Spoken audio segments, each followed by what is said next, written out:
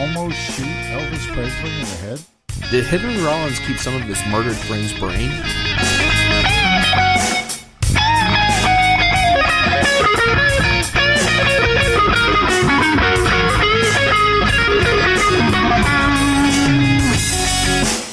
Hey everybody, this is Big Randy with the Smarts Project. I've provided security and transportation for some of the biggest names in the music industry. I'm John. I've been a musician for over 20 years, playing everything from metal and punk to bluegrass and country. We're bringing you a podcast about some of the weirdest myths and legends that the music industry has to offer. This is Tall Tales and Music Mythology.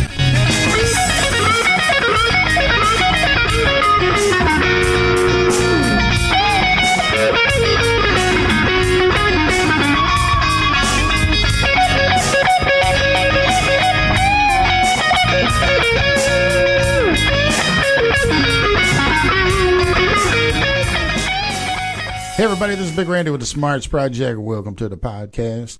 On a cold and gray Kokomo morning, a poor little baby child is born in the studio, Mr. Jonathan Glove. Hello, everybody. So in the music news, Ray Thomas, the flautist and vocalist for the British rock group The Moody Blues, has died at 76. Man, I did not hear that. Yeah, I honestly, I didn't hear about it until I was putting everything together for this, and you search music news and it came up, and I'm thinking, how did I not hear about this? Yeah, that surprises me. It wasn't on anything. I was reading, it wasn't on Google News feed or Reddit or anything like that I saw, at least. So maybe the resources we go to, they're too young. Well, no, because I mean, like I saw Jerry Van Dyke died yesterday. No shit. Yeah, dude, I saw that, but nothing about Moody Blues. Oh wow, I didn't know that one. Flautist, which is always a fun word. Yeah. Flautist. So no cause of death was given on Sunday, January 7th, but Thomas disclosed in 2014 that he had been diagnosed with prostate cancer. Man. Born in 1941, Thomas founded the Moody Blues in 1964 with fellow musicians including Mike Pinder and Denny Lane, and the only run-in I've ever had with the Moody Blues was whenever they came out with In Your Wildest Dreams, which was a friggin' monster. I love it. That was one of those songs that whenever you hear it on the radio, that it reminded me of like one of those the fantasy movies from like the 80s, like what's that one, like Never-Ending Story, yeah, Princess Bride and shit. Yeah, Atreyu. Yeah, oh my god, that's what it just had that fantasy feel. I see what you mean there. Yeah, that's a good point. Yeah, but I tell you what, I got another thing coming to me whenever I went to the concert. Really? Dude, that was like going to a Grateful Dead concert. Oh yeah. I was like, how are you doing this with balloons? Yeah. Why would you do this with balloons? Wait a minute, that is not a cigarette from a cigarette pack. Oh my boy, I got an education there. That was in Louisville Gardens in Louisville, Kentucky. That's so funny. God, that was 100 years ago, man. I'll be honest, like that song is so different from the rest of their output. Oh yeah, you know what I mean, that's so strange to think. Well, I think there was a time, I don't know what years these things came out, but like In Your Wildest Dreams, that really kind of gave a breath of fresh air to the Moody Blues, and it kind of reached a new audience, just like Touch of Grey did with the Grateful Dead. That's how I got to know them, was from Touch of Grey. I love that song, man. Gotcha. But it's so different than everything else in their catalog. Right. But this is funny. The one that really interested me was Tom Petty, Neil Young, publisher, sues Spotify for $1.6 billion. Yeah, I saw something about that. I didn't read the whole thing. And it was funny because there was the one I read above this was Spotify quietly goes public. Whoa, I didn't see that. How did I miss all this week? Holy shit, that's weird. But anyway, Wixen Music Publishing accuses streaming service of failing to obtain licenses for musical compositions. So Wixen Music Publishing, which owns works by Tom Petty, Neil Young, Weezer, The Doors, and more, has sued Spotify using thousands of songs allegedly without license and compensation, according to the Hollywood Reporter. The publishing company is reportedly seeking damages worth at least a minimum of $1.6 billion plus injunctive relief. Wow. Wixen's lawsuit follows several lawsuits that have focused on Spotify's alleged failure to pay royalties on songs' musical composition, and that's old news. Right. Recorded songs have two separate copyrights: the sound recording, which is typically owned by the record label, and the musical composition, also known as mechanical license, which that's what I've always heard it called of. I've never heard it called musical composition. Of course, I have no musical talent, so why would I ever hear that? But mechanical license, which is generally owned by the songwriter and the publisher. Right. Wixon's suit reads, prior to launching in the United States, Spotify attempted to license sound recordings by working with record labels, but in a race to be first to the market, made insufficient efforts to collect the required musical composition information and, in turn, failed in many cases to license the compositions embodied within each recording or comply with the requirements of Section 115 of the Copyright Act. Oh, wow. Yeah. So I know this is going to come to you as a shock, but a representative for Spotify declined comment, and a representative for Wixon referred to Rolling Stone to the complaint, but declined to comment further. Which I'm not a big fan of Spotify. I don't think I have ever used Spotify in my life. Oh, really? Yeah. I use both it and Google Play Music. The only time I ever shed any light on it in my life is whenever they started doing podcasts. Oh, okay, gotcha. And that was here recently. I started using like the free, like the desktop version of Spotify a couple years ago. Although, I mean, I, like most people, I think spend more time on my phone or a tablet or something like that than on an actual computer. But I do subscribe to Spotify because you can actually play music through like PlayStation 4 while playing a game. Oh, no kidding. So you can and you can control it from your phone also while it's playing. So I do use it somewhat, but I vastly prefer Google Play Music over it. I tried that when I did try the Google Play, and it was okay, but I spend many hours on the road every day, and right.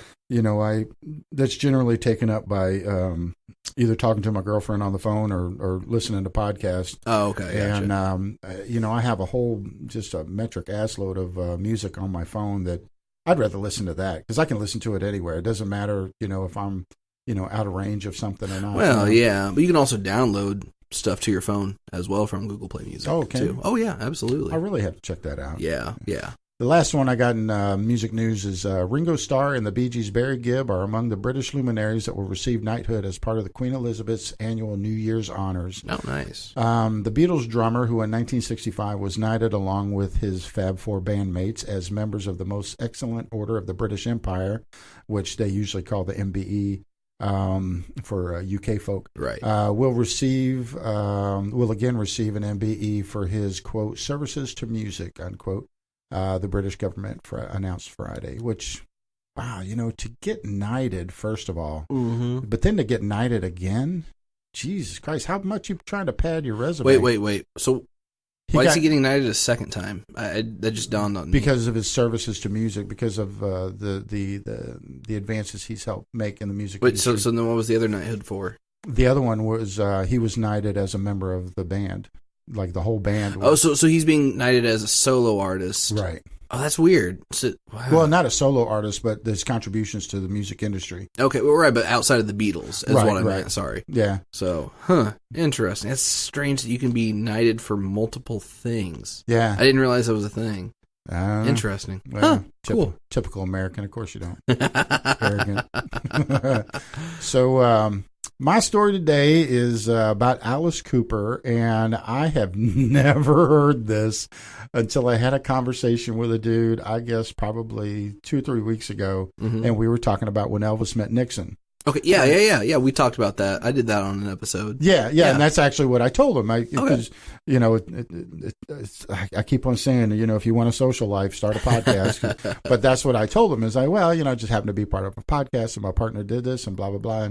And he goes, "Oh, well, did you ever hear the one about where Alice Cooper shooting him?" And I like, get the hell out of here. That's crazy. I've never heard of this before. Yeah. So that's what this one is about. So. Alice Cooper loves to outrage his fans with mock impalings and beheadings, but his meeting with Elvis Presley nearly became a real horror story. Alice and Elvis were in the that's a great couple's name. Alice and Elvis were in the same Las Vegas hotel when they had their infamous meeting, one that would only be rivaled by Elvis meeting President Nixon. And I want to say that was shortly before this happened. Do you know the year that happened? Man, off the top of my head, no. I was trying to think of that, and I don't. And I kept on saying, I got to look it up. Yeah, I didn't do that. So he says, Elvis and I had this very strange kind of mutual admiration kind of thing for each other, said Cooper, who took shocking audiences and parents to levels of which Elvis probably never even dreamed. He liked that I was doing something he had done. Shocked the kids, shocked the audience. He loved the fact that somebody was still doing it. Right. How did Cooper find himself in this situation, you ask? Let me tell you. So in 1971, he says, I was in Las Vegas and I get a call. So this did happen after the Nixon meeting then, because I just looked it up. It was 1970. Oh, okay. And this was Nixon in 71. happened. Yeah. So he says, in 1971, I was in Las Vegas and I get a call. Elvis wants to meet you. I went to the Hilton, which whenever, did I ever tell you a story about whenever me and Faye went to the limousine convention in Vegas? Oh, well, anyway, that's where we stayed, was the Las Vegas Hilton. Oh, nice. So anyway, he says, I went to the Hilton, got in the elevator, and in the elevator was Liza Minnelli, Chubby Checker, and Linda Lovelace and me.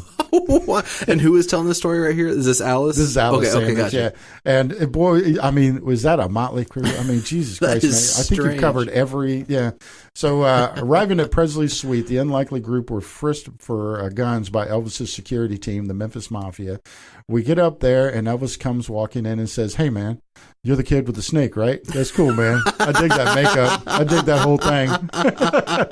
You're the kid with the snake. Oh, that's great. Dude, that's classic, man. Oh, shit. So he says, he takes me into the kitchen, and he says, I want to show you how to take a gun out of somebody's hand. Of course, he was always into showing karate moves. Right. Oh, yeah. Which I had, if you ever hear or see interviews with the Memphis Mafia guys, especially Red, that he'll tell you, or they'll say that, he was really good at the karate moves and all. Of course, karate, now it sounds cliche, but at the time, karate was like the shit. I mean, they even had like high karate, aftershave, Oh, yeah. Which was like goddamn dumpster fire. God, even back then, I hated that stuff. It's like Sex Panther. So, but anyway, he was, the Memphis Mafia guys, they said that he was really good with the moves that he knew, but to actually be able to, because he always, whenever he's showing off the moves, he would always say, okay, you're going to stand right there and you're going to hold this gun. So he's going to set people up. Yeah, and he says that would never happen in real life. He's practiced like one set scenario rather as opposed to like improvising. Right, and he would beat the living dumplings out of you, but you would never be in that situation in real life. Exactly. So he goes, I don't know why they bothered to search us. We got inside and the place was full of guns, Elvis recalls. Elvis took me into the kitchen, opened a drawer, and pulled out a loaded pistol, telling me to put it to his head. Now, there's a couple of versions of the story that actually Alice had told himself. Yeah. Different versions of the story. Okay. So the gun ranges from a 32 snub nose revolver to a 38 revolver, depending on what Alice Cooper interview you read or see the video for. Right. There's also a discrepancy in whether Elvis asked him to point it to his head or not. Okay.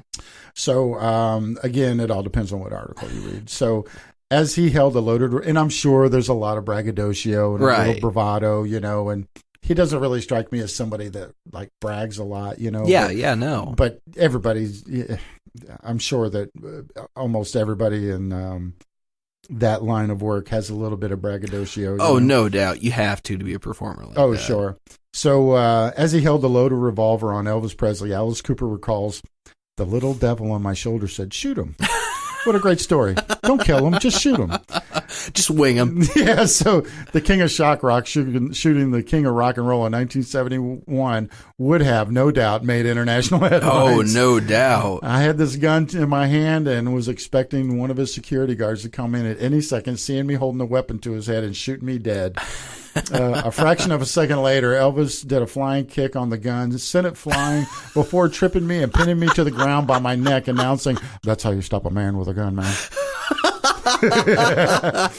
The amazing 1971 meeting is just one episode from the remarkable life that has seen Alice match Hellraisers, Keith Moon and Jim Morrison drink for drink.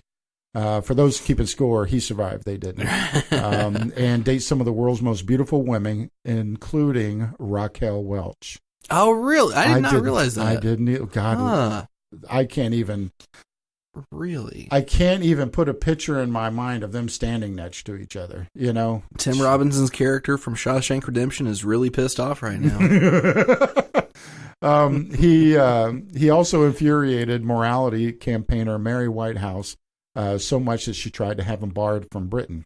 Huh. That could be a whole episode in itself right there. Well, yeah, I mean, Alice Cooper definitely courted a lot of controversy back in the day. And we've talked about this before. I mean, he seems so tame now. Oh, yeah. But, and actually, that's one thing he talks about quite a bit. He said, back in the day, it was, you could do shit like that and you could shock people. But now, like he was even saying that even Marilyn Manson has a hard time shocking people now. Yeah. Oh, no doubt. And I mean, 20 years ago, actually about 22 years ago, I think was when I first came across Marilyn Manson, and people were freaking out about him. Yeah. I mean, they literally thought he was Satan incarnate, and now, I mean, he does something and no one bats an eye. Right. So it's true how quickly our culture gets desensitized. Oh, to so yeah. many things. Well, I remember in one interview, he was saying something along the lines of, in my show, I have a roadie, or his daughter used to do it for a while, that they would chop his head off during the show, and they would parade around the head, and all that. But he says now you can turn on CNN, you can see that shit for real. Right? So look how much the times have changed, and he was the bad guy back then, and now there's people making money off of showing the real thing now. Very true. It's very true. Anyway, along the way, he has also been accused of killing a woman on a plane, become a born again Christian, a pro standard golfer, and a property tycoon. Oh, and he's the man responsible for inspiring Lady Gaga's outlandish live shows. There's a BBC video of Alice talking about the meeting on English TV show called Nevermind the Buzzcocks. Huh. And have you ever heard of the show? Well, I mean, I know the Buzzcocks, the band, and obviously that's a reference to the Sex Pistols album, Nevermind the Bollocks, Here's the Sex Pistols. Yeah. So, all that shit you just said, that's exactly what I thought. And I was like, oh, that's not true because I wouldn't know that. That's exactly what I thought, though. So Liza Minnelli also confirmed the meeting whenever she was a guest on Graham Norton's show. Hers was a little different, but the big points were the same. No kidding. Yeah. Oh, that's cool. And see, I know very little about Liza Minnelli other than her appearances on Arrested Development as a recurring character. Shut up, really? But anytime I hear about her, it cracks me up because of that. So there's few people on the planet that, in any country, but in the entertainment industry, that they their reputation precedes them. Like they become a caricature of themselves. Right. And she's definitely one of them. Oh, yeah, no doubt. I mean, being Julie Andrews' daughter. I mean, you don't. Oh, it's not Julie Andrews' daughter. It's Wait, no.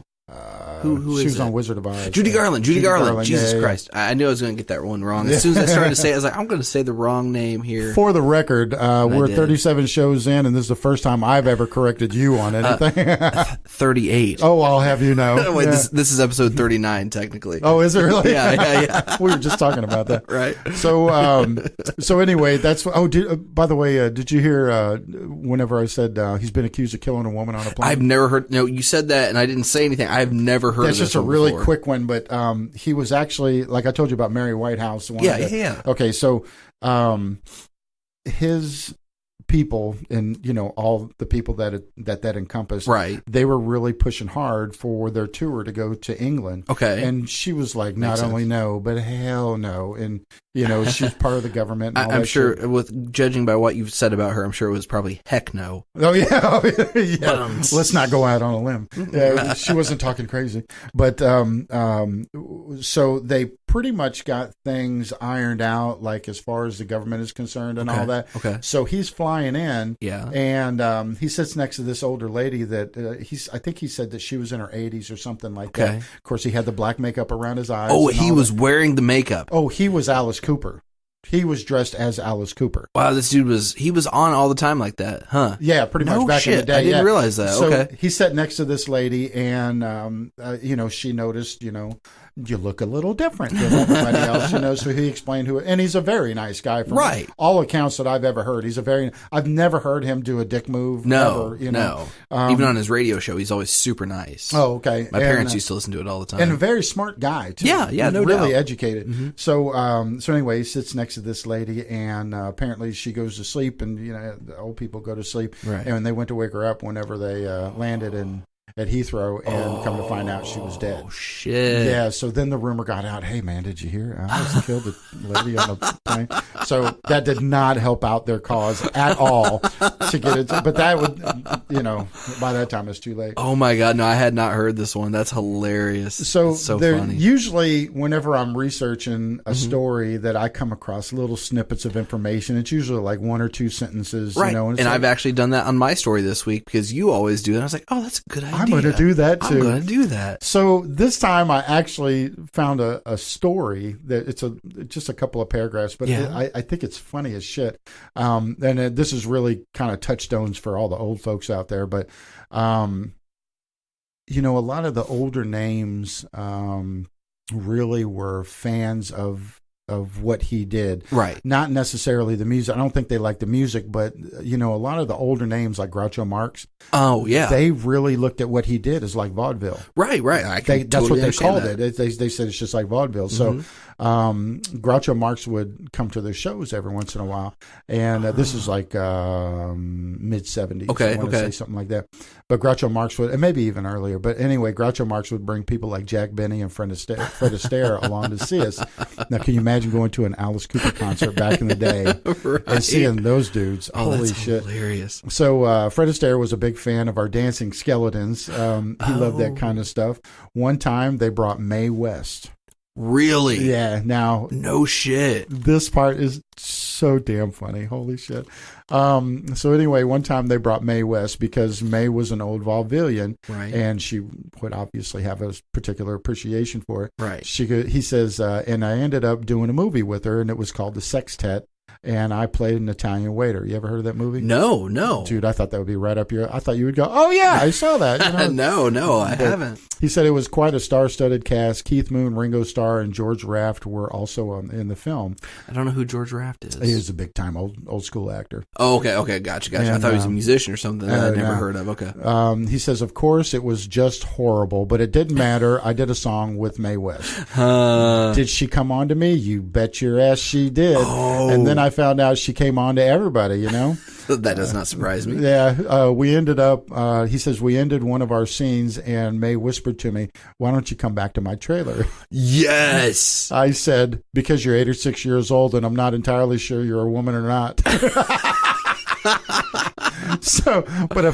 He says, but if I haven't been married, I would have gone definitely just for the experience. Right. Now, I will tell you that Mae West in her prime is somebody I would say that she was a handsome woman. Oh, yeah.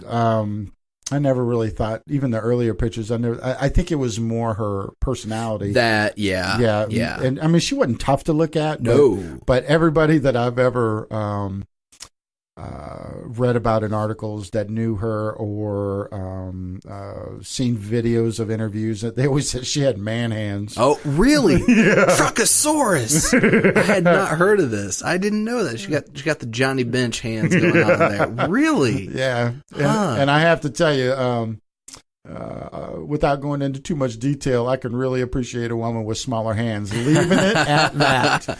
Well, and it's funny because I know Mae West obviously was well known for not shying away from her sexuality, right? So that's hilarious. That's so funny. Alice once belonged to an exclusive Hollywood group. It was a club called the Hollywood Vampires in the mid to late 70s. You've talked about them before. Yeah.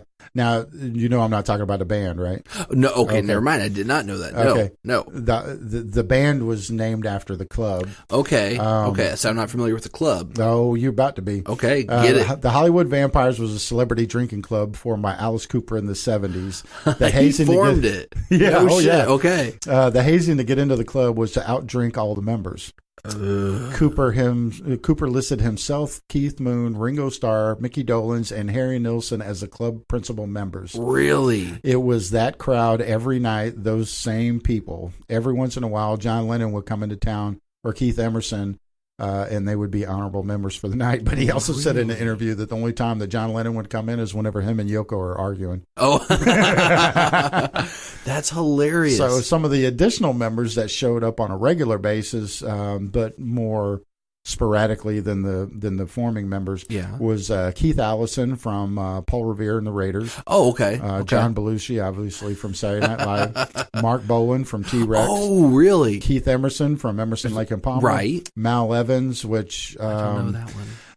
I'm kind of shocked that you don't know Mal Evans in a way.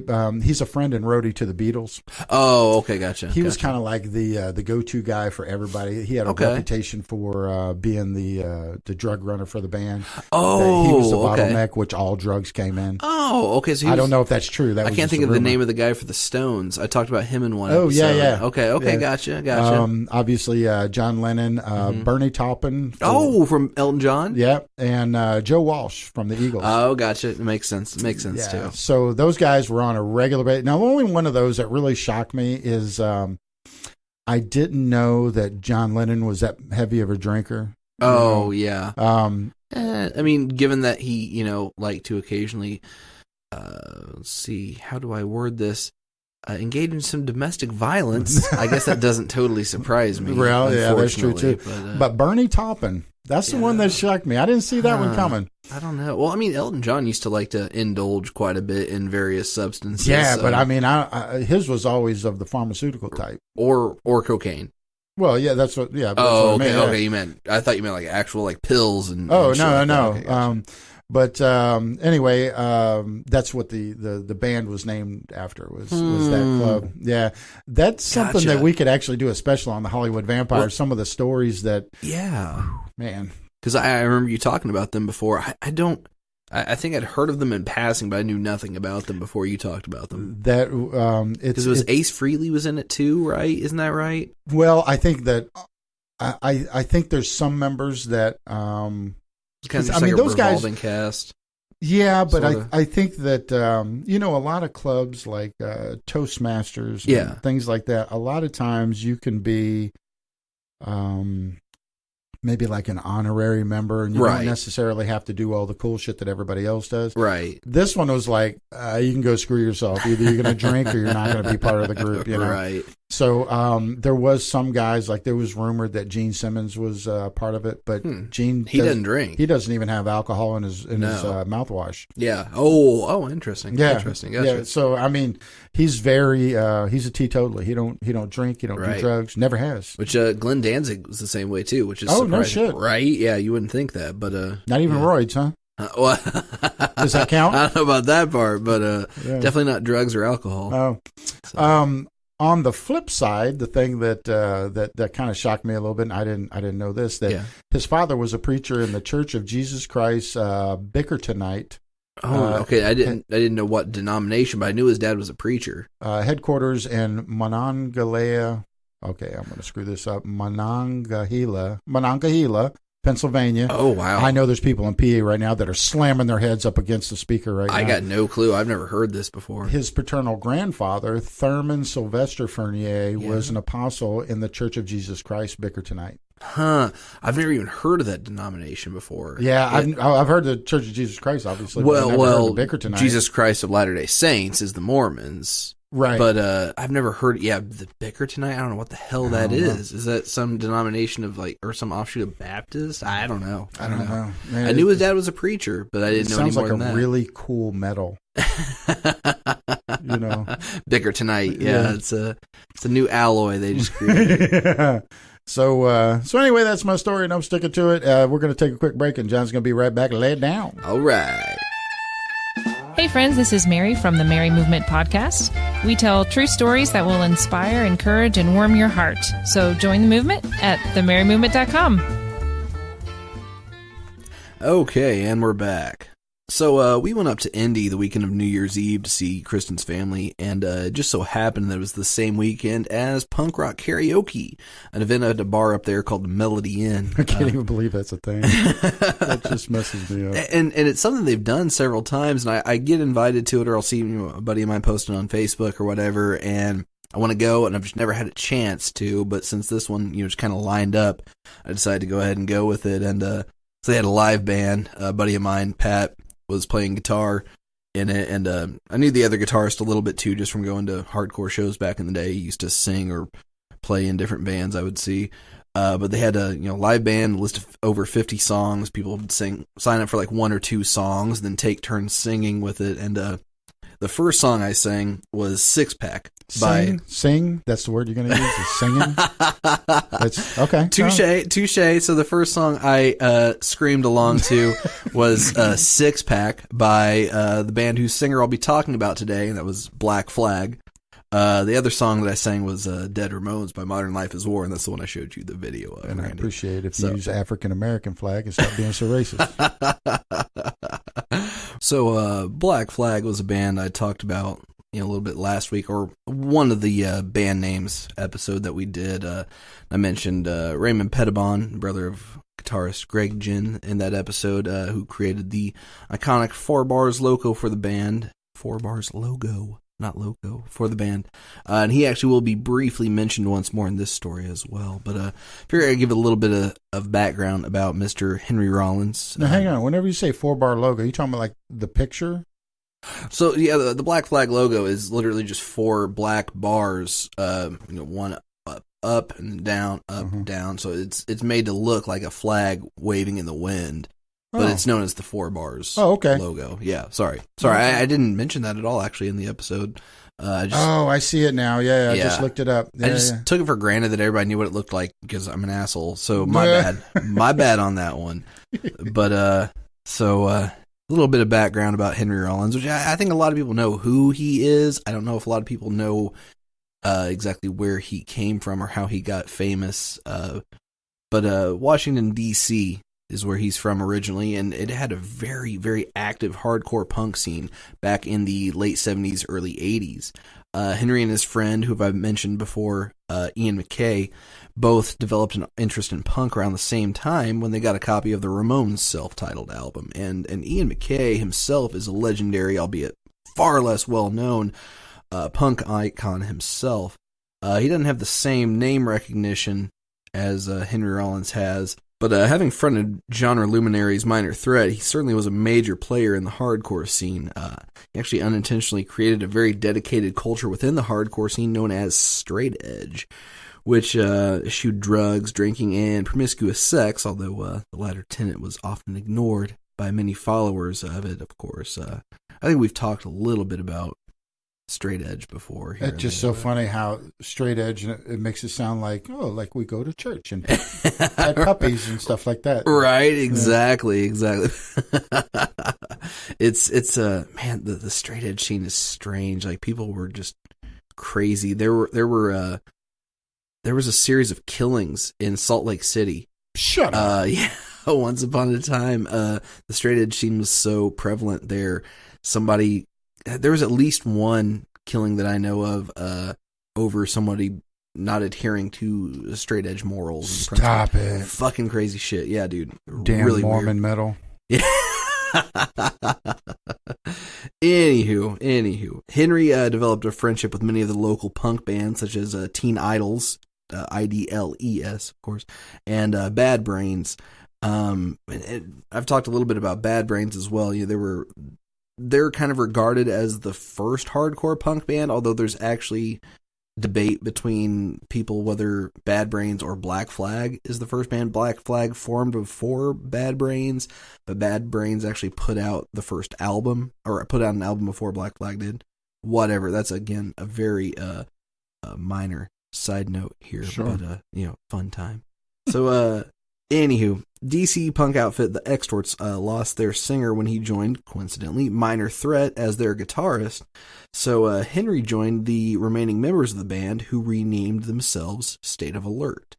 And I've mentioned this band before too, but I'm 99% sure I called them State of Affairs instead of State of Alert. And that's what I get for trying to recall things from the depths of my ever-deteriorating memory. Dude, man, with all that stuff, man, dude, to me, it's like every day you're trying to put 10 pounds of shit in a 5-pound bag. I don't know how you keep all that stuff in there, man. I guess maybe I'm forgiven for mixing things up like that occasionally. Ooh, but you messed up one name. Ooh. Wow. It drives me nuts, though. I get so mad at myself for that stuff, but whatever. Speaking of State of Affairs, though, I've always found it interesting, too, that This band's initials are the same as a TV show that Rollins later had a recurring role on, that being Sons of Anarchy. State of Affairs. No, okay. See what you did there. State of Alert. I said the wrong fucking name again. Right. Wrong name. Whatever. So after he and Ian got a copy of Black Flag's Nervous Breakdown EP, because Black Flag has been a band since at least 1976. No kidding. Mm-hmm. I didn't even know punk's been around that long. Oh yeah. I mean, the earliest forms of punk were probably, I don't know, early 70s, maybe late 60s at the most. You're talking about like Johnny Rotten and all them guys? Well, no. I mean, Sex Pistols were more or less a boy band, honestly.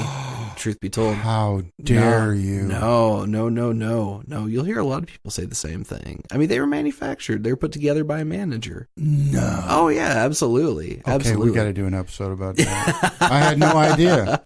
Maybe I'll talk about that sometime. But what about the dude that killed his girlfriend? Sid Vicious? Yeah. I mean, he was part of the same band. I mean, the punk scene was around before they were, and long after. Dude, I had no idea. Mm-hmm. Wow. I mean, like, you can look at songs like Paranoid by Black Sabbath. Uh-huh. I mean, that's kind of laying some of the groundwork for punk. I mean, other than the solo, really. But, I mean, just 3-chord punk. Unbelievable. Like that. So, I had no idea. Yeah. But, so Henry Rollins and Ian MacKaye got a copy of Black Flag's Nervous Breakdown EP, which came out in 1980. And he began writing to the band, kind of being a pen pal with some of the members, namely bassist Chuck Dukowski. And he actually invited them to stay with him whenever their tour brought them through or near Washington, D.C. And given the strength of D.C.'s hardcore scene, mainly because of Minor Threat and Bad Brains, it could pretty much be taken for granted that they'd be coming through there. And it's a really common thing for fans to put up bands in their house. Yeah. Very common. I can remember about, it wasn't quite 10 years ago or so, there was a band called Trash Talk, who is still around, actually. They're more of like a power violence band, which is a subgenre. Power violence? That's another one. Jeez. The subgenre of hardcore, like super fast songs, like even faster than your standard hardcore stuff. They actually stole a girl's credit card and used that to pay for gas to get back home. Get out. But I mean, that's not really that too far fetched, because Dee Snider from Twisted Sister, whenever they did the video for "We're Not Gonna Take It," he was homeless. And really, the kid that was on the video, he actually stayed in his house for like a couple of weeks after they filmed the video. Well, I can remember me and a buddy of mine, Travis, we'd message bands and like, hey, if you guys need someplace to stay, come crash with us. And I mean, that never happened, but we had sorry friends. to say, did you ever have any like bad stuff happen? No. We never ended up coming to that, but there were definitely bands that stayed at friends' houses, right, and stuff, in apartments and stuff like that. Bad stuff ever happened to them? No. It usually is pretty cool. Most of these bands are pretty. Well, the reason I asked is because I hear, like, being around Motley Crue, I heard, a couple of their stories. Right. There was a goddamn dumpster fire every time. But like Poison, holy hell. I was with those guys intimately for a long time. Right. I heard a lot of beginner stories and, crashing out on girlfriends' couches and shit. Yeah. Stealing their makeup. Oh. Yeah. Anyway, go That's ahead. true. That doesn't surprise me. But, and there are bad stories like that, obviously. Sure. But especially in a case like, Henry Rollins by this point already had somewhat of a reputation in the hardcore scene. So even if they would have stayed with him, they probably wouldn't have done anything. Right. So eventually, actually, that following year, Black Flag did come to the East Coast in 1981. And Henry Rollins, whose last name I should mention at this point is actually Garfield, not Rollins, went to see them as many times as he could.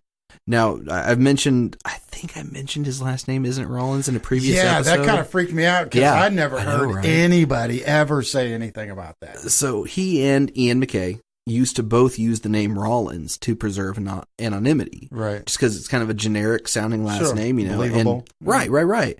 And at that time, punk, especially the more aggressive hardcore variety in this case, was seen as pretty extreme. And it's kind of like how in a previous episode you mentioned that wearing a Judas Priest shirt or patch meant you weren't going to be dating somebody's daughter. Right. Well, kind of the same thing with punk. At this point too, so they didn't want that to affect like job prospects or family members. See. Yeah. So they would use this Self-inflicted witness protection program. Exactly. So at this time, Des Cadena was still Black Flag's vocalist. And again, I've touched on this before too, but Black Flag had 4 different vocalists throughout their existence, although Henry Rollins is obviously far and away the most famous of all 4. And I can never remember the exact timeline of the 4 or the name of the singer who isn't Keith Morris, Des Cadena, or Henry Rollins. Mm-hmm. So I actually looked it up this time to make sure I had it all lined up and to try to remember it from now on. So Keith Morris was their first singer for Black Flag from 76 to 79. And this was the same guy who was later the frontman for Circle Jerks, who, as we've also mentioned before, was a backing band for Chuck Berry that actually didn't get fired on stage. And that's still, when you said that, just rattling your brain, ain't it? It blew my mind. Like, you said Keith Morris, I was like, there's no way. You're right, forget the odds. So it's a common name. Anybody could have that name. Exactly. So strange knowing that a hardcore punk band played for a show for a legendary artist like Chuck Berry. That just blows my mind. Now let me ask you. You said that Henry Rollins was, by far the most famous one. Correct. Why do you think that is? Because most of the recorded output was with him. Oh, so it wasn't anything that he physically did outside of the music. Well, I mean, other than Keith Morris, the other 2 guys who I'll mention here in a second, I mean, they weren't the frontmen of the band for that long. And I mean, Des Cadena, as you'll see, didn't really have that much passion behind it. I know very little about the second guy. Mm-hmm. Again, like I just said, I can never remember the second guy's name. I had to look it up for this. Right, what the hell's that guy's name? Non-incidental. No. I mean, he was. So this guy named Ron Reyes was the vocalist from 79 to 80, and I can never remember his name, no matter how many times I look it up. Hopefully, this time it'll stick. Right. But yeah. So with Henry Rollins, they started they put out their first full length album, Damage 2. And they put out a couple of EPs, just extended plays here and there. But they put out their first long play with him. So I think that's part of the reason. And plus, he's such a passionate dude. And he's very outspoken, very well-spoken, very intelligent. I think that's probably the biggest reason. Plus, he spent the largest chunk of time. I mean, he was their frontman from 81 till 86 when they broke up. Oh, okay. So, I mean, the next closest guy, Keith Morris, the first one, was only the singer for 3 years. Henry was the singer for 5. Right, in the latter years. And, yeah, correct. So I think that's, kind of everything all put together there. So, anywho, at this time, when Henry Rollins is talking to them, in earnest, Des is still their singer and vocalist. And so at a show in New York, Des invites Henry on stage to sing their song Clocked In. Henry had actually asked the band to play the song because as soon as the show was over, he was going to be driving back to D.C. to go to work at the Haagen-Dazs store at which he was an assistant manager. I remember you said that one time. Yeah. Hilarious. So what could be more non-punk managing like a Toys R Us or something, No doubt. So the next day, the band actually invites him back to New York for an impromptu audition at Tu Casa Studio, which I've never heard of before. I don't know anything about nor that sense, other than the fact that it means your house in Spanish. Oh wow. So Henry had been unaware, though, the night before when he was at the show, that Des was wanting to switch to rhythm guitar.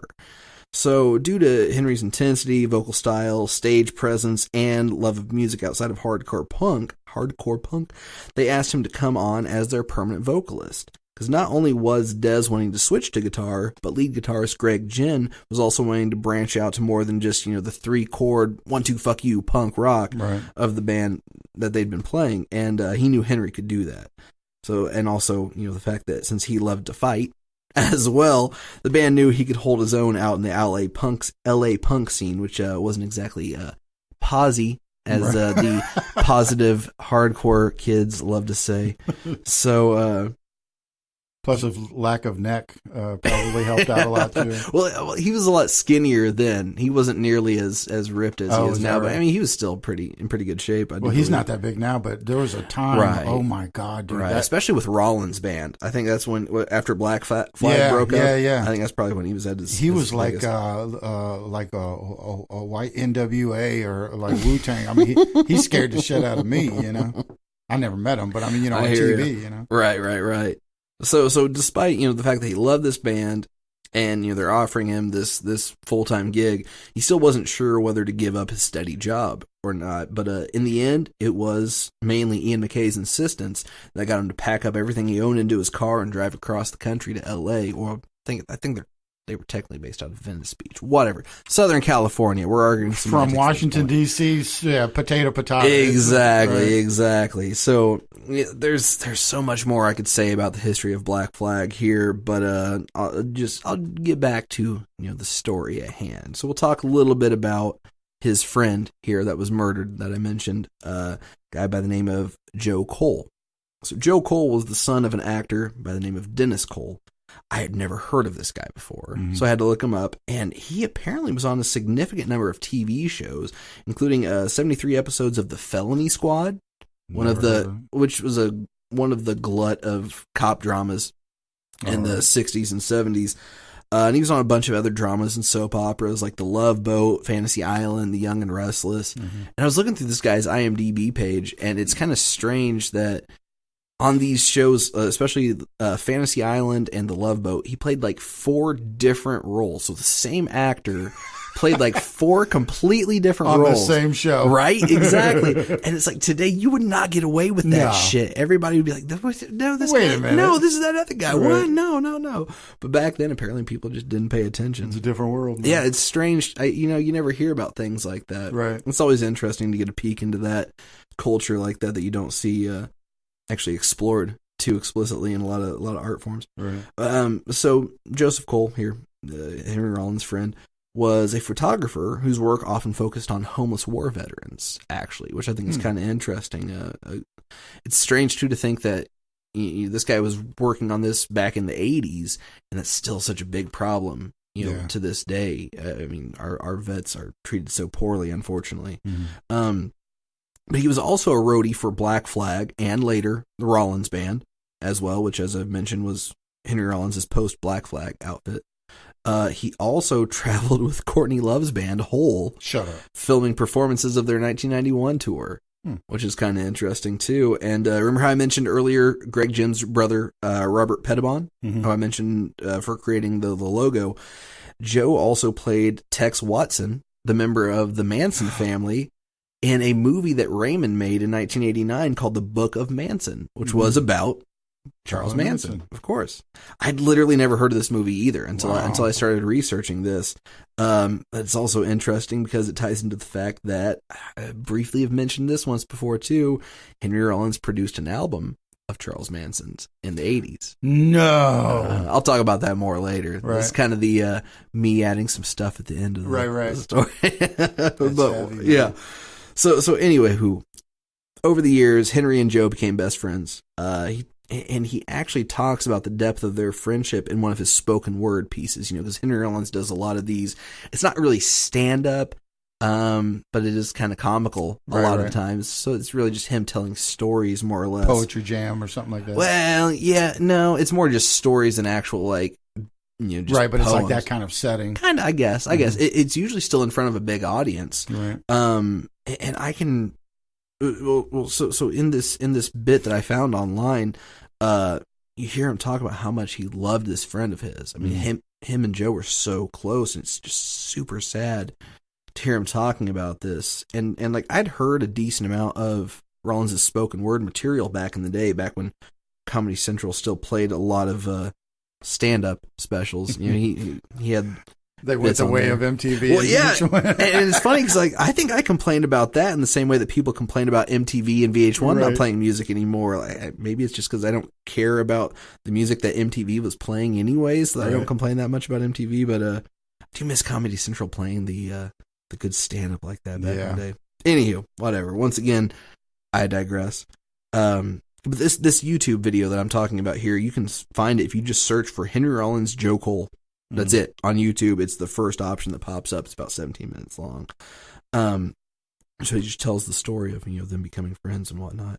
They were such good friends, in fact, that Henry actually asked Joe to move out of his, according to Rollins, shitty apartment and into Rollins' house in Venice Beach. Which brings us then to the night of this murder. So on December 19th, 1991, the two friends, Henry and Joe, went to the famous Whiskey A Go-Go name I'm sure many people recognize, Sure. to see, and if the aforementioned spoken word piece that I talked about is to be believed, mock the band that was playing. Mm-hmm. So he says, Henry in this piece says that the name of the band isn't important, and he says that even if it had been their mutual favorite band, Black Sabbath, at their peak, they still would have been mocking them. But if Wikipedia is correct, and since we know the night of the murder can theoretically be corroborated with the whiskey's schedule, it seems that the band was whole. Oh, shit. Actually, which is hilarious considering that, Joe did work for them supposedly. Mm-hmm. But, who knows? Maybe I don't know. Maybe Henry was making up the whole bit about them going to the whiskey. Who knows? Because, he's kind of a dick. Obviously, Henry Rollins is, albeit in the fun and admittedly slightly elitist way, which is maybe that's why I like him. Oh, who knows? I'm kind of a dick in the same way sometimes. But after Everybody leaving, should have aspirations. aim high. After they left the show, though, they stopped at an all-night grocery near their house and pick up whatever, some food or something like that. And as they approached the house, two men came out of the bushes with guns. They made Henry Rollins get down on his knees and made Joe lie down on the ground. The two friends said they only had $50 between the two of them. So the robbers demanded that they go into the house. Henry had the key on him, so he, walks towards the door, gets his keys out, opens the door, and says he's, running through his head this whole time, like, they're going to take us into the back room, kneel us down on our knees and execute us gangland style, or whatever. So he's running through ways he can try to, turn this around, like, okay, we got a VCR in here, maybe I can tell him, hey, take this VCR and leave us alone, whatever. As soon as he walks through the door, he hears the sounds of a struggle behind him and then a gunshot immediately. Shit. So he just takes off, running through the house, runs out the back door, ducks down a couple alleyways, finds a payphone, calls the cops immediately. Well, so the police detain him. They actually, he tells the story, they put him in handcuffs, sit him on the curb, and they put Henry Rollins in handcuffs. Correct. Wow. Correct. Because the cops roll up, they don't know what's going on. Sure. You know what I'm saying? Yeah. So they handcuff him, sit him on the curb, and they're making jokes, calling, saying that him and his friend Joe have been lovers or whatever. Oh, yeah, just being classy guys. Right, exactly. And he was held for 10 hours. Oh, shit. Actually, they took him to the police station eventually. He tells the story in that video. And they took him there, held him for 10 hours before releasing him. And so since then, there have been many accusations that either Henry had him killed or even killed him himself. Right.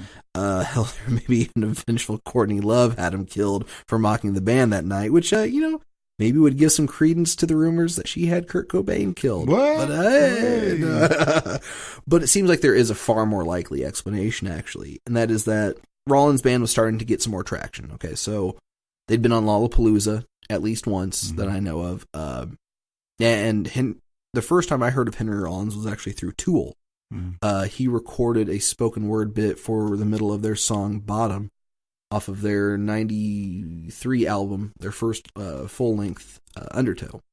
So Rollins' band was starting to get a little bit more traction here, and they had just finished recording I think it's their third or fourth album, The End of Silence. And Rick Rubin, being no stranger to aggressive music, having signed and produced Slayer several years before, wanted to listen to the then newly recorded album.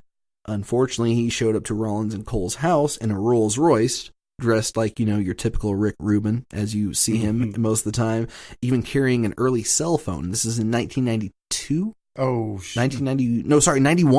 This is in 91. Brick.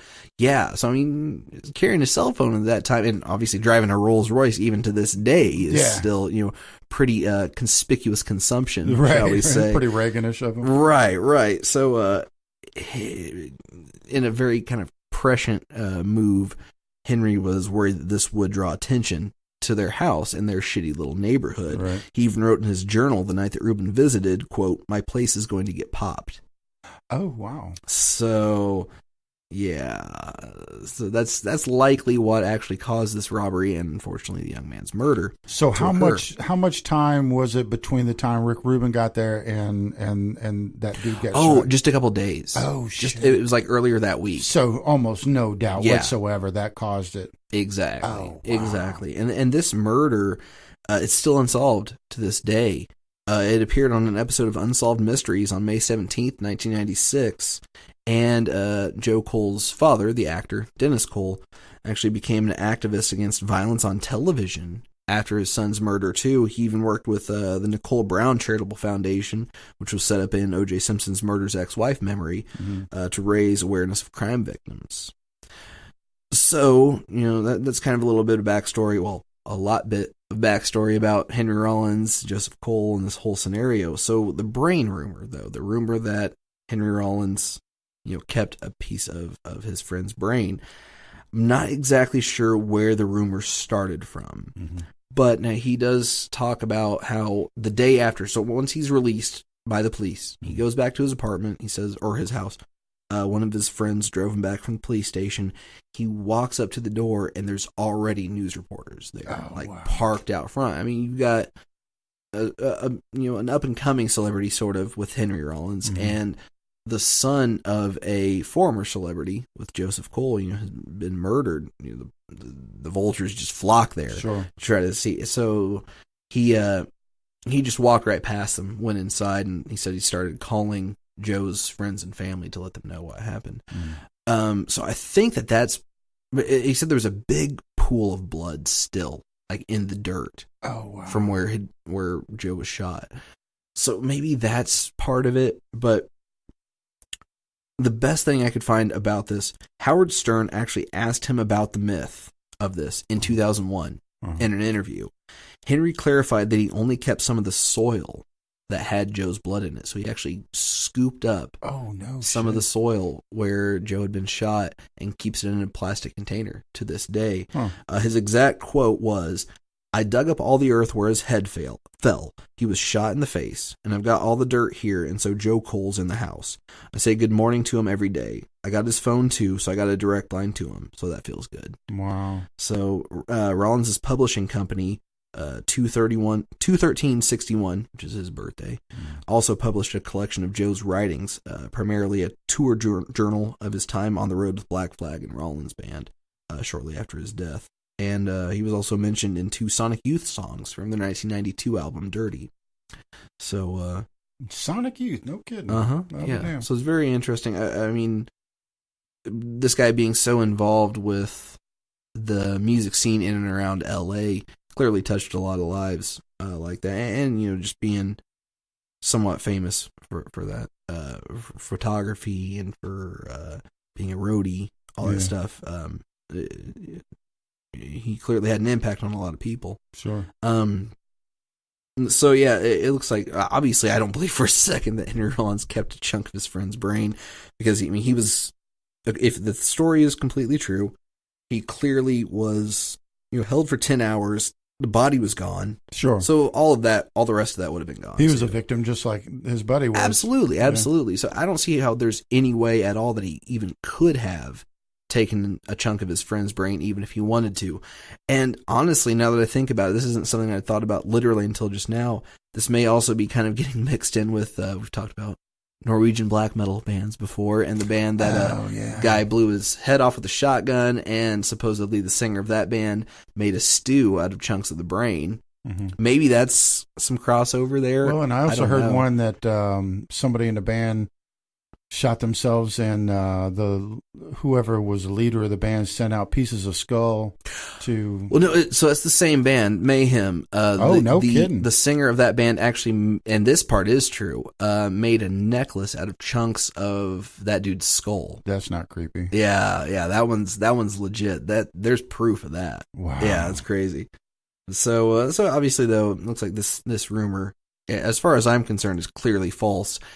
I have no reason to believe that Henry Rollins would lie about anything. The dude is brutally honest. Oh, you know what I'm saying? I mean, to a fault almost sometimes. So I have no reason to believe even for a second that he's making any of this up or lying about any of this. Yeah. Well, plus, you're talking about a fan base that, their imagination tends to run a little bit more wild than, say, like fans of classical music. Or, right. You know what I'm saying? They might be a little bit more active in that area. Yeah, that's true, too. Yeah, so it was interesting to look into this. That's heavy, man. So I mentioned I had a few little things to mention at the end of this, too. I said that Henry Rollins produced an album by Charles Manson, so I came across that again, figured I'd dig into it a little bit deeper this time. So the story goes that Henry was living in what he describes as a moldy broom closet at the SST Records office. So SST was the punk record label that was owned by Greg Ginn, a guitarist from Black Flag. She started in 1978. Now, an interesting piece of trivia I also came across, I never knew what SST stood for. Apparently it stands for Solid State Tuners. Where that came from is that Greg actually came up with the company name in 1966 as the name for the company through which he sold small electronics. He would actually sell modified World War II radio equipment through a mail order business. And then when he started a punk label, he decided to just carry it over. Yeah, just SST, just the initials. And also a lawyer for Manson writes to SST asking to produce the album. How Charles Manson heard of this punk label, I have no idea. I mean, he was from California, so I guess maybe that's part of it, but I don't know. Was this, I'm assuming this was before the Tate LaBianca murders? Oh, no. This is after he was in prison? SST Records wasn't founded until 78. Oh, shit. Yeah. So, no, Manson was in prison for over a decade, probably about a dozen years or so. So, against what I would think is better judgment, Rollins inexplicably agreed to produce it. Probably because it was just so damn weird. Right? Yeah. Right. And maybe it was just the allure of fame, or rather, in this case, infamy. Yeah. So he produces the album, and SST almost immediately begins receiving death threats. Shut up. Yeah. So the project was scrapped, but 5 copies had already been made of the album. 2 Henry Rollins still has in his possession. The other 3 Charles Manson had, which I say had, obviously, since Manson's been dead for about a month now. Right. But so there's 5 copies in the wild. I wonder how much each one of those are worth. The album is called Completion, apparently. And Henry Rollins has played at least one song for the public on some radio gig he was doing in 2010. I think is where it was. I should have wrote this down. I didn't so write there's this a part digital version of that song. Maybe. I mean, theoretically, there could be. Wow. So I thought that was interesting. Name I mentioned several times through this, Ian MacKaye. He also produced the first Rollins Band album, which I did not know. And that was actually released less than a year after Black Flag broke up. So the first Rollins Band album came out in 97. I didn't realize that they had been a band for that long. I didn't know of them, like I said, until about early 90s is when I first heard of them existing. The first Rollins Band album came out in 87, actually. So yeah, it was just kind of interesting to read more about this. All that shit is some heavy stuff. Man, whenever you start talking about dead folks and body parts, man, we're a music podcast, man. This ain't my favorite murder. What the hell? Jesus Christ, man. It's funny. I saw him on, I heard him on Rogan's podcast. Yeah. And I'm a big fan of Rogan's podcast. Right. And, Henry Rollins isn't, a typical character that I would put in my circle of interest, nothing against the guy, just, 2 different worlds, and different styles of music. And, I respect the guy as an artist and all that. But, that was such a good podcast because he's talking about, all the traveling that he's doing all over the world. And like to this day, he's really, if punk has a list of tenants, he's really living that because he still has a shitty house and and he's got books and albums all over the place. But he had the only really nice thing that he has is he has this set of speakers and a stereo system that is like tens of thousands of dollars. Yeah, it doesn't surprise me. And he said that he'll just sit and he has thousands of albums. And he says that he'll just he'll go on his trips and he'll be gone for a couple weeks, couple months, whatever. Right. And then he comes back and then he'll just dive into his music and he'll just like stand in front of the speakers and listen to music for hours on end. That doesn't surprise me at all. And I did after that podcast, kind of piqued my interest a little bit, and I started doing some research and I seen in some interviews in magazines that he had pictures of the inside of his house, and Mm-hmm. I'm like, wow, what an extremely ordinary looking house, that I believe it. But that stereo is fat ass stereo, Right. man. Shoot. Well, and like, there's been a resurgence in recent years of vinyl. Okay, it has become more popular again. That never died in the punk scene. And ever. with him too, I guess one is the other, but yeah, even with him, he's never been a big fan of the CDs. Oh yeah, no, it's vinyl has always been huge within the punk scene, and either the most expensive or second most expensive record ever sold was a hardcore punk band. Judge. I remember you saying that. The band Judge, and I think it was now I can't think of the name of the album.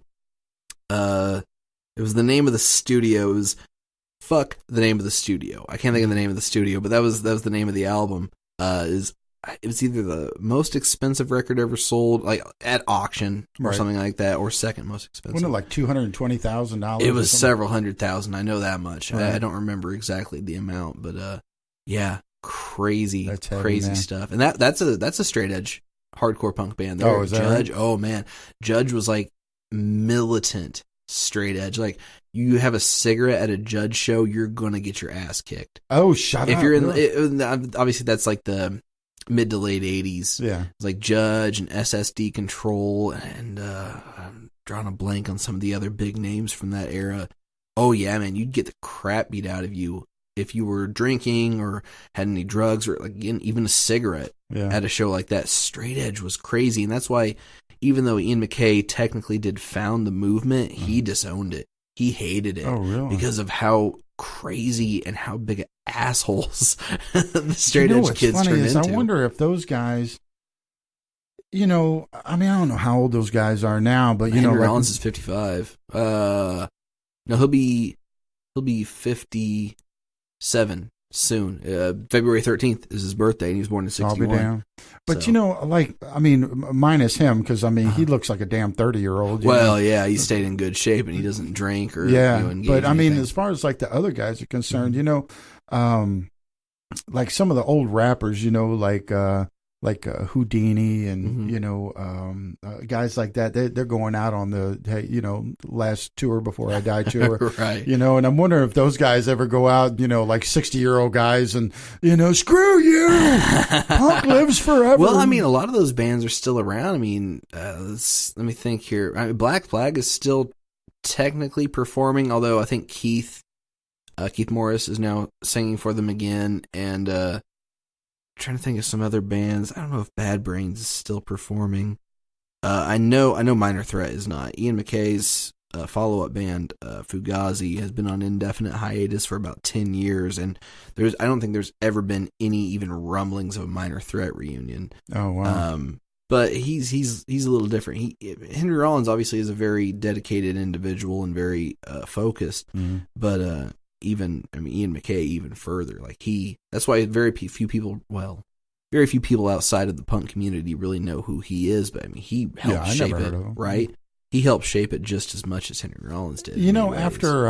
After hearing you do the story and hearing the podcast on Rogan that he was on, he genuinely seems like a person I'd love to meet. Right. I agree. And there's not a lot of people that I could say that about. There's people that I've wanted to meet that I met them and I was like, oh, well, you're not what I thought you were, Right. But then there's other people that I'd like to meet, and because of some of the experiences that I had before, I'm like, I don't want to ruin the image, Yeah. But then there's some people that I met, like Carlos Santana is the biggest one. I met him and he surpassed. Yeah, that's awesome. Yeah, so I'd love to, he just seems like it's like a really interesting guy. He's well-traveled, well-read, well-spoken. It seems like you can always tell what's on his mind because it's coming out of his mouth. No doubt. Yeah, that dude is as much of a straight shooter, I think, as you'll get. Yeah, I respect the hell out of that. No bullshit. No candy coating coming out of that face. Not at all. Not at all. And he used to have a show on IFC, too, that was pretty cool. I can't think of what the name of it was, but he had different bands on all the time. He had really good music guests and just would talk to interesting people. Yeah, he just seems like such an interesting guy, man. Him and Ari Shaffir got a lot of shit in common. They do a lot of traveling. Yeah. Huh. Yeah. I think That's weird. I think Henry Rollins said one time that he had a picture of a map up on a wall. I just threw a dart at it and goes, oh, well, that's where I'm going. Oh, nice. Yeah. That's strange because, I mean, Ari Shaffir obviously loves to indulge in, drugs and alcohol. Oh, sure. And Henry Rollins is not straight edge as far as that goes, but he does not drink or do drugs or anything like that. Very, I don't want to say he's adamantly against it, but he chooses not to. Right. Yeah, right. whatever. Ain't nothing wrong with that. Sure. No, hell no. I respect shit out of that. Yeah, man. Well, that's all I got. All right, well, let's go ahead and bring it home. I tell you Sounds what, music history doesn't stop just because our podcast ends. So, yeah, if you guys ever have a topic you would like to hear us talk about on the podcast, you can reach out to us on social media. You can find us on Facebook, Tall Tales of Music Mythology, on Twitter at T2M2 Podcast, or you can email us at hosts, HOSTS, at T2M2.org. And if you want to know more about the Smarts Project and what we can do for your high school music programs, join us at our home on the web at thesmartsproject.com. And our complaint department is open 24 hours a day, 7 days a week at randy@thesmartsproject.com. Now more than ever, be kind to each other. Tell your kids you love them while you got them. And whatever you do in life, and never be a myth. Always be a legend. Love you. Bye. Bye. Hey everybody, John here. If you'd like to hear me rant about other topics besides just music, check out the Gluff Nation podcast, where my brother and I tackle topics from politics, pop culture, and tech trends. Find us on YouTube, and we'll be bringing our rambling diatribes to iTunes and everywhere else podcasts are available soon. Thanks for listening.